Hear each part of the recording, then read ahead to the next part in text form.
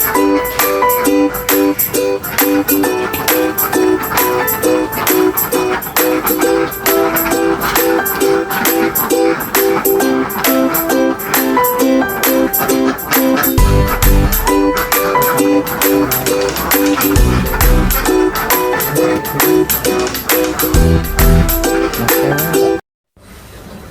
warahmatullahi wabarakatuh. Perkenalkan, nama saya Rahmat Afiansah. Masih bersama podcast di dunia peternakan.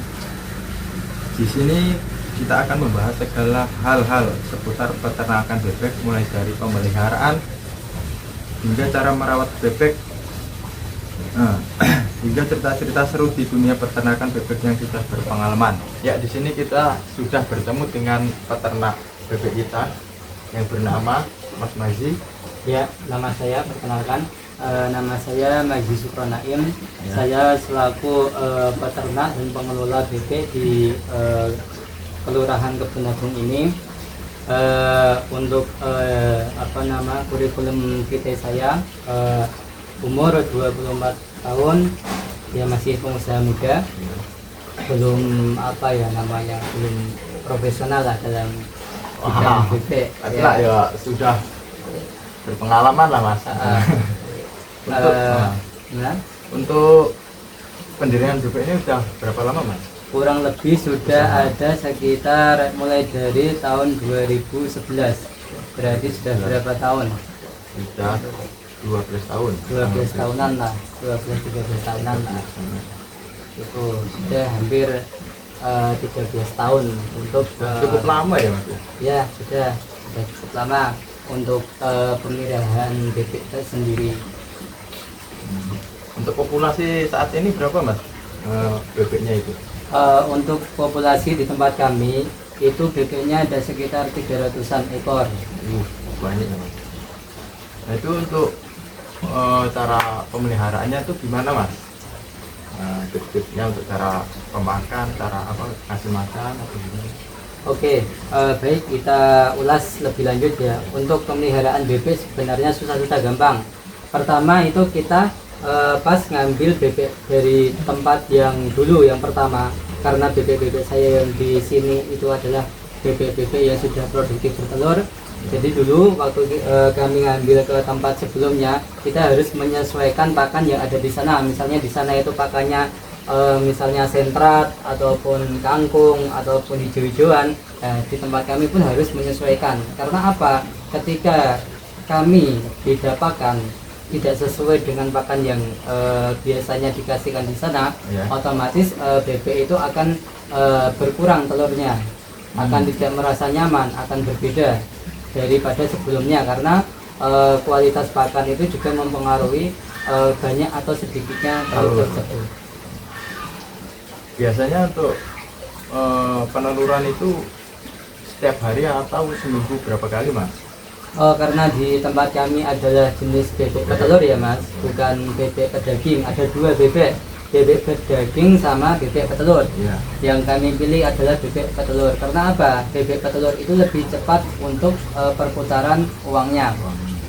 Jadi hampir setiap hari itu kita mengambil telur. Setiap pagi kita ngambil dari 300 ekor itu mungkin ada 150-an telur yang setiap hari bisa kami ambil. Seperti itu Mas.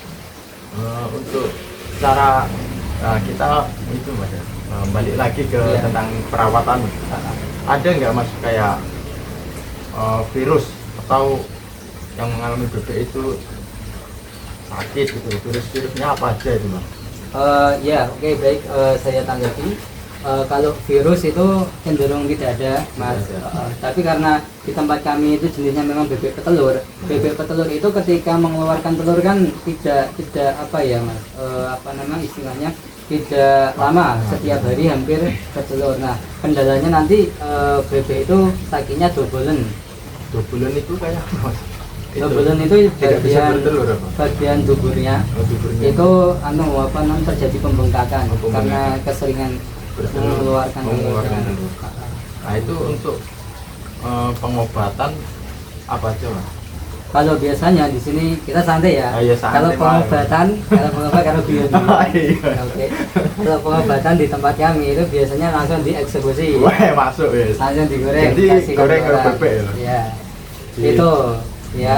Tapi ada dua lagi untuk pengobatan yang kedua. Itu kita bisa kasih apa namanya? Buah mengkudu Buah mengkudu. atau pace. Itu pace itu diapakan? Pace itu diremas, Ah. Nah, terus lalu dioleskan ke bagian buburnya. buburnya Ya, itu sebagai antibakteri. antibakteri. Itu bisa menggunakan itu. Tapi rata-rata kalau di sini ya Sandilobion kita langsung eksekusi karena kemungkinan besar untuk sembuhnya kecil seperti itu. Kipan saya.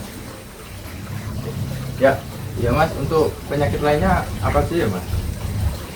Untuk penyakitnya selain bubur tadi Iya. itu ada penyakit katarak atau buta di mata. Itu juga penyakit yang susah disembuhkan. Ya memang biasanya itu kita kompres pakai air hangat. Air hangat itu biasanya seperti itu. Tapi agak susah untuk penyembuhannya karena udah terlalu parah sama buta itu. Nah Mas, untuk pembedaan bebek yang tidak bertelur, yang masih produktif atau tidak itu bagaimana Mas cara membedakan? Kalau cara pembedaannya itu biasanya kami melihat dari bulunya. Kalau bulunya itu masih lebat, Ya. dilihat masih lebat, itu otomatis bebek itu masih produktif telur. Tapi kalau bulunya sudah banyak yang rontok, itu sudah afkir. Kalau bahasanya afkir, sudah tidak produktif telur. Nah biasanya yang tidak produktif itu langsung kita oper ke orang lain agar dieksekusi. Nanti biasanya masuknya ke pecel lele itu. Terus untuk yang produktif itu cara apa namanya pengecekannya atau mengetahui produktifnya lagi bisa dengan cara memasukkan jari ke bagian itunya. Bagian itu apa tempat bertelur? Buahnya bertelur Mas. Kalau masih ada itunya bola-bolanya itu masih menyimpan telur. Tapi kalau bersih itu udah dipastikan udah tidak ada telurnya. Nah Mas, untuk sehari itu populasi 200 ekor itu untuk menghasilkan telur itu berapa Mas? Untuk satu hari pemanenan kan setiap hari itu peneluran itu berapa butir telur? Di sini ya saya ulangi lagi, jumlah bebeknya ada 300 ekor. 300 ekor ya. 300 ekor itu untuk sekali bertelur dalam satu hari setiap pagi kita ambil itu kisaran 100 sampai 150 bibit dari 300 ekor. Cukup banyak ya Mas. Ya lumayan, makanya bebek petelur itu lebih cepat untuk perputaran uangnya daripada bebek pedaging. Kalau bebek pedaging itu memang kita harus fokus ke badannya, kita harus penggemukan seperti itu. Seperti saya ini gemuk kayak gitu, itu ciri-ciri pedaging. Benar, bebek sukses. Alhamdulillah. Kayak gitu. Tapi kalau petelur walaupun kurus tapi dia masih mau bertelur, dia menghasilkan seperti itu, lebih cepat perputarannya. Ya Mas, untuk penjualan telurnya itu disuplai kemana saja Mas? Saya ceritakan dari awal ya. Dulu waktu awal-awal mula kita memelihara bebek itu sangat-sangat kesusahan sekali dalam mengoper atau menjual telur waktu awal-awal. Kami dulu menargetkan pasar-pasar seperti penjual telur asin, terus penjual nasi goreng, penjual pokoknya sesuatu yang berhubungan dengan telur bebek. Misalnya penjual jamu juga itu juga pakai telur bebek kayak gitu. Nah untuk sekarang alhamdulillah lebih mudah karena banyak orang yang sudah tahu dan rata-rata kebanyakan orang mengambil langsung dari sini, langsung mengambil di tempat ini. Jadi kita tidak perlu mengoper ke sana kemari.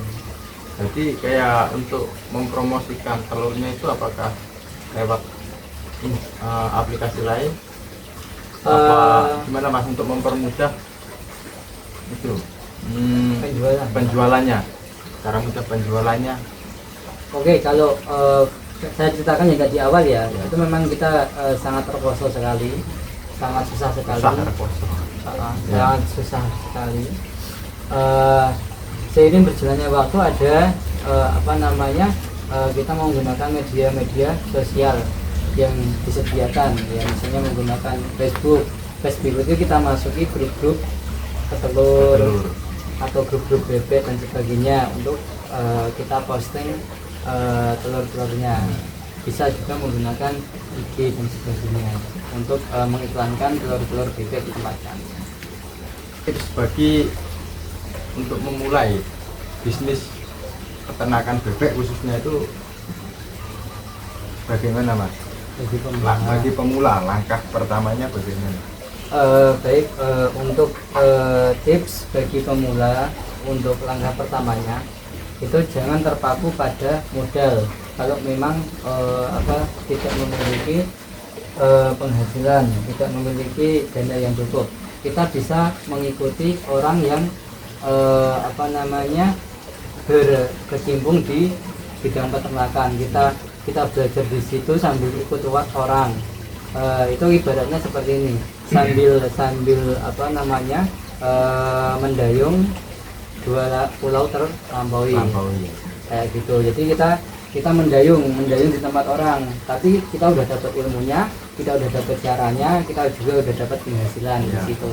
Nah, setelah kita dapat penghasilan, kita dapat ilmunya, baru kita memulai usaha bisnis sendiri kayak gitu. Atau bisa kalau tanpa modal, ada lagi kita reseller, kita jualkan telur milik saya katakanlah ke orang lain. Nah, nanti jenengan dapat fee dari saya, atau nanti jenengan naikkan sendiri keuntungannya, itu bisa juga dari situ.